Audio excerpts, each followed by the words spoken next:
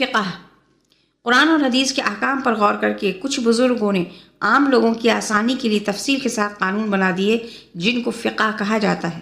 چونکہ ہر شخص قرآن کی تمام باریکیوں کو نہیں سمجھ سکتا، نہ ہر شخص کے پاس حدیث کا اتنا علم ہوتا ہے کہ وہ خود شریعت کے احکام معلوم کر سکے، اس لیے ان بزرگوں نے برسوں کی محنت اور سوچ وچار اور کھوج بین کے بعد فقہ کو تیار کیا۔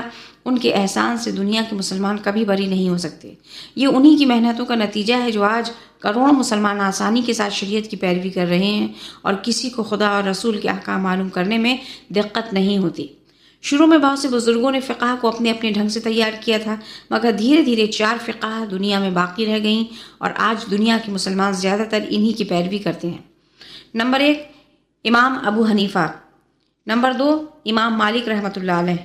نمبر 3، امام شافعی رحمۃ اللہ علیہ۔ نمبر 4، امام احمد بن حنبل رحمۃ اللہ علیہ۔ یہ چاروں فقہ رسول اللہ صلی اللہ علیہ وسلم کے بعد 200 سال کے اندر تیار کی گئی تھیں۔ ان فقہوں میں جو اختلاف پائے جاتے ہیں وہ بالکل قدرتی ہیں۔ کچھ لوگ جب کسی معاملے کی تحقیق کرتے ہیں یا کسی بات کو سمجھنے کی کوشش کرتے ہیں تو ان کی تحقیق اور سمجھ میں تھوڑا بہت اختلاف ضرور ہوتا ہے، لیکن چونکہ یہ سب سچے اور نیک نیت اور مسلمانوں کی بھلائی چاہنے والے بزرگ تھے، اس لیے سارے مسلمان ان چاروں فقہوں کو صحیح مانتے ہیں۔ ہاں، یہ ظاہر ہے کہ ایک معاملے میں ایک ہی طریقے کی پیروی کی جا سکتی ہے، 4 الگ الگ طریقوں کی نہیں۔ اس لیے زیادہ تر عالم یہ کہتے ہیں کہ مسلمانوں کو ان چاروں میں سے کسی ایک کی ہی پیروی کرنا چاہیے۔ ان کے علاوہ عالموں کا ایک گروہ ایسا بھی ہے جو یہ کہتا ہے کہ کسی خاص فقہ کی پیروی کرنے کی ضرورت نہیں ہے۔